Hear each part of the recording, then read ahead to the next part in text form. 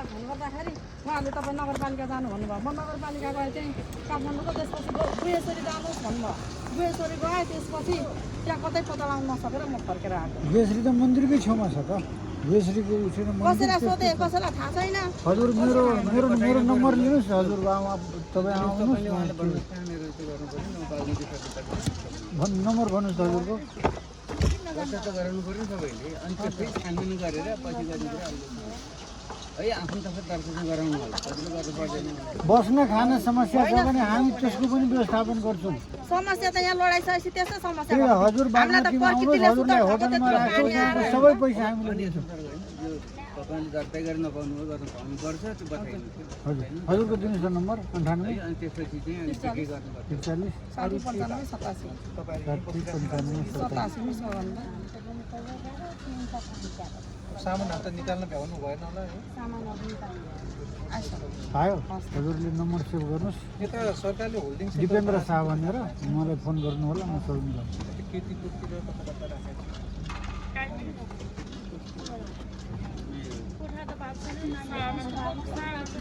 भत्केर गइसकेपछि भत्काउने अब सरकार पक्षबाट त कोही त आउनु भएको छैन, अनि हामीले कसलाई दुःख राखेर होइन। हामी त्यही भन्ने सरकारले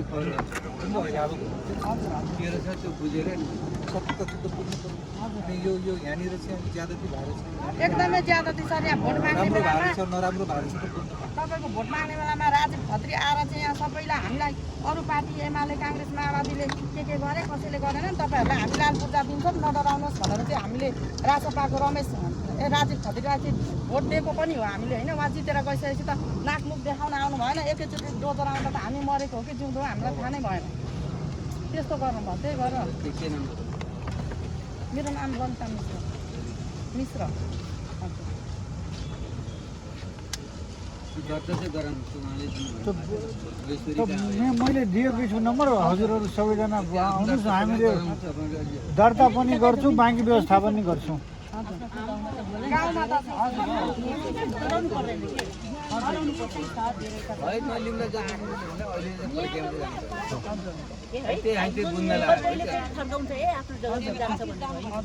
होइन कसैलाई त जग्गा हुनु त जेलमा जान्छन् भनेर त्यस्तो छैन, त्यस्तो छैन। सबै डरले अनि बरु आफ्नो पोका बोकेर कोठा खोज्दै जानु भएको छ। त्यस्तो जङ्गलको राज कानुन सबैले मान्नुपर्ने है। त्यस्तो उनी नडराउनु के पर्यो नि भन्नु होला नि त। के समस्या मैले यहाँ नम्बर दिएको छु, डाक्टर साहबको अफिसको नम्बर मैले उठाएको छु। अनि है पहिले के गरेन सबैले गराउनु तपाईँले हामीले के गर्न सक्छौँ भनेर मात्रै आएको है हामी दर्ता गर्न हजुरहरू आउनु सक्नुहुन्छ। अनि हामी क्षतिपूर्ति चाहिँ यो पाउँछौँ कि पाउँदैनौँ ल।